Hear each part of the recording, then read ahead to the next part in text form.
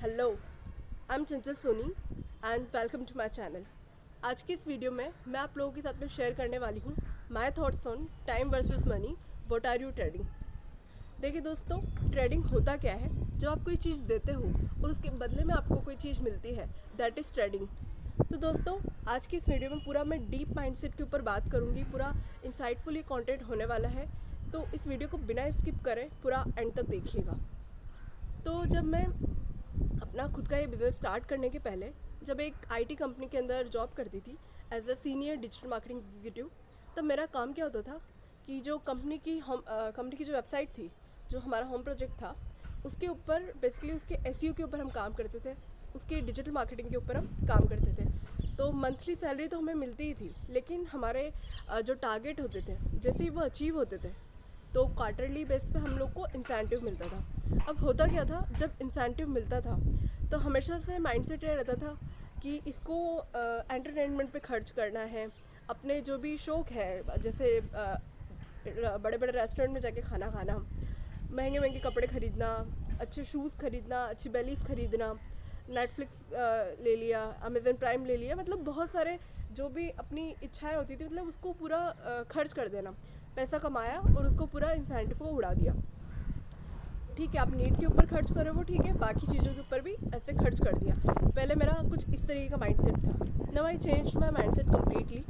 सो अब मैं ऐसा नहीं करती हूँ, लेकिन सोसाइटी के अंदर मैं देखती हूँ कि मेरे आसपास के भी जो लोग हैं उनको जब मैं देखती हूँ तो उनको मैंने ऑब्जर्व किया है कि वो भी लोग ऐसे ही करते हैं कि पहले खूब सारा पैसा कमाते हैं, फिर उसको बड़े मन से बड़े अच्छे तरीके से उसको उड़ाते हैं।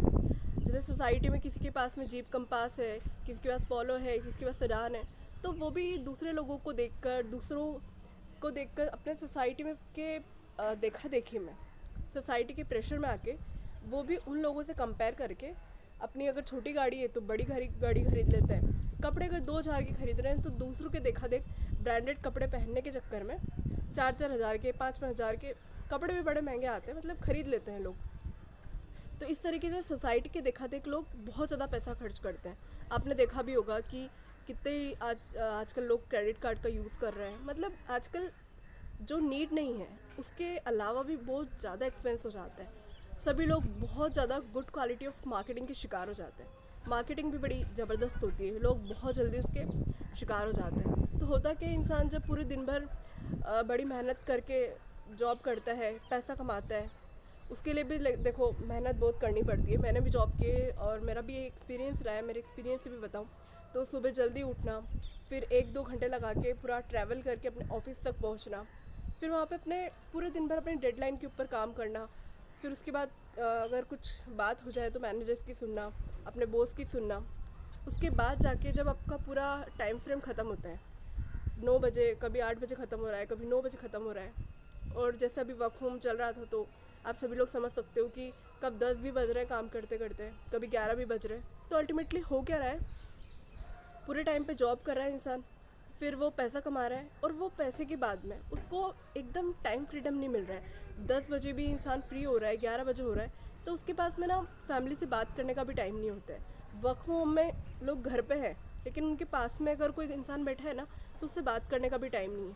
कहीं बाहर जाना है, किसी की शादी में जाना है, किसी रिलेटिव से मिलना है, तो उसके लिए भी लोगों के पास में टाइम नहीं होता है। तो अल्टीमेटली बात समझने की यहाँ पर यह है कि हम लोग अगर पूरी तरीके से समझें तो देखो, जो जॉब करते हैं और जिस कंपनी में जॉब करता है उस कंपनी के मालिक ने कहाँ इन्वेस्ट किया है? उसके मालिक ने इन्वेस्ट किया है उसकी मनी को उसके टाइम फ्रीडम के लिए। वो एम्प्लॉयज़ हायर करता है, वो अलग अलग जगह पे इन्वेस्ट करता है, अलग अलग टूल्स के ऊपर वो इन्वेस्ट करता है, तब उसको उस मनी के बदले में टाइम मिलता है।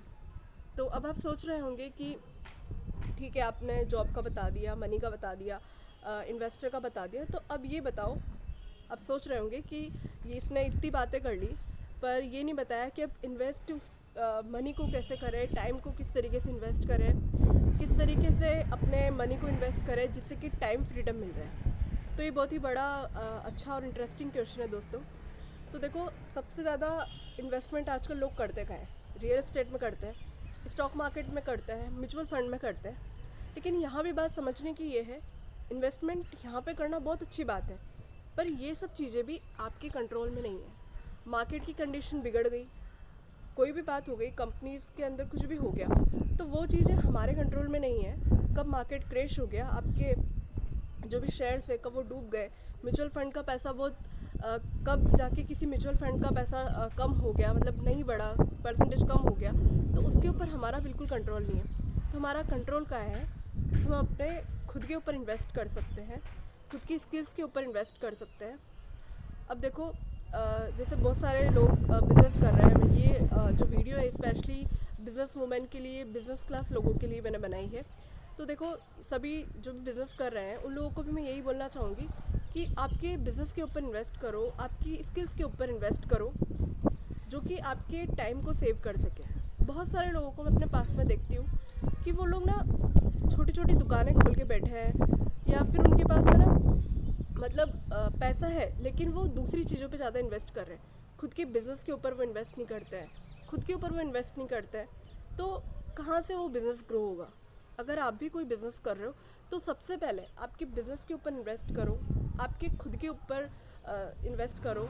ऐसा नहीं है कि आपकी उम्र ज़्यादा हो गई और आप सोच रहे हो कि अब क्या इन्वेस्ट करूँ। देखो सीखने की कोई उम्र नहीं होती है, तो सीखते रहो, क्योंकि बिना स्किल्स को अपग्रेड करे, बिना नई चीज़ों को सीखे आप मार्केट के अंदर सर्वाइव नहीं कर सकते हो। अब देखो मैं तो चाहती हूँ आप सभी लोगों की बहुत ज़्यादा उम्र हो, लेकिन देखिए जितनी ज़्यादा जो 10 साल पहले जो चीज़ों की रिक्वायरमेंट थी आज वो नहीं है। टेक्नोलॉजी बहुत जल्दी बदल रही है, आज जो हम काम कर रहे हैं हो सकता है कल उस काम की वैल्यू ही ना हो। तो नई नई चीज़ों को सीखते रहो। अब कुछ लोग सोच रहे होंगे 50 साल की उम्र में, 60 साल की उम्र में क्या सीखें, ये सीखने की तो कोई उम्र ही नहीं है। तो मैं उन सभी लोगों को ये बोलना चाहूँगी टू स्टे रेलेवेंट। आप चीज़ों को सीखते रहो, नई नई स्किल्स को सीखो, नई चीज़ों को अपग्रेड करो। और जो लोग ऑनलाइन बिजनेस कर रहे हैं उन लोगों के लिए मैं बोलना चाहूँगी कि आप अपने टाइम को इन्वेस्ट कर सकते हो, कुछ टूल्स बाय करके, कुछ ऑनलाइन कोर्सेज में कुछ चीज़ें पर्टिकुलर स्किल्स जो आपको सीखनी है उन पे इन्वेस्ट कर सकते हो। जैसे कि अभी हाई पेइंग स्किल्स है context marketing, content marketing, soft skills, तो आप इन चीज़ों पे इन्वेस्ट कर सकते हो। कुछ टूल्स के ऊपर भी आप इन्वेस्ट कर सकते हो, जैसे कि मैं इन्वेस्ट करती हूँ कैनवा के ऊपर, कन्वर्टकिट के ऊपर, कुछ लोग कजाबी के ऊपर करते हैं। मतलब आप टूल्स के ऊपर इन्वेस्ट कर सकते हो, जिससे कि आपका बहुत सारा टाइम बच जाता है, उस टाइम को आप कहीं और यूटिलाइज़ कर सकते हो। साथ में दोस्तों जैसे कि आप कोई डिजिटल मार्केटिंग के अंदर काम कर रहे हो या फिर कोई ऑनलाइन बिजनेस कर रहे हैं, तो आप क्या कर सकते हो कि आपके कुछ काम को डेलीकेट कर सकते हो। जैसे कि कंटेंट मार्केटिंग का कोई पार्ट है तो खुद कंटेंट ना लिख के किसी कंटेंट राइटर को हायर कर लिया, कुछ ग्राफिक डिज़ाइनर्स को हायर कर लिया। आजकल फ्रीलांसर्स भी मिल जाते हैं, तो आप लोग अपने काम को डेलीकेट करके भी अपनी प्रोडक्टिविटी को बढ़ा सकते हो, आपके बिज़नेस को बढ़ा सकते हो। तो आज की इस वीडियो में इतना ही, और इस वीडियो को एंड करने से पहले आप लोगों से एक छोटी सी रिक्वेस्ट है कि अगर ये वीडियो अच्छी लगी है तो प्लीज़ इसको लाइक करिएगा, शेयर करिएगा, और आप मेरे YouTube चैनल को भी सब्सक्राइब कर सकते हो। YouTube चैनल पे मैं बहुत अच्छा कंटेंट डाल रही हूँ, और अगर आपको वो अच्छा लगता है, इंसाइटफुल लगता है, तो उसको बिल्कुल देखिएगा और शेयर करिएगा। Thanks for